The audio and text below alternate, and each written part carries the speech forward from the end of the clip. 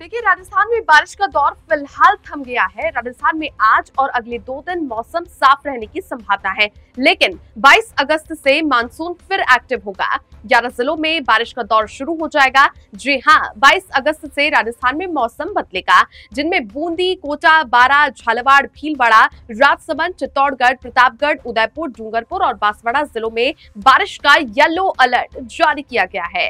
मौसम विज्ञान केंद्र जयपुर की ओर से आज से 21 अगस्त तक प्रदेश में मौसम शुष्क रहने की संभावना जताते हुए किसी भी जिले में आंधी बारिश का कोई अलर्ट जारी नहीं किया गया है।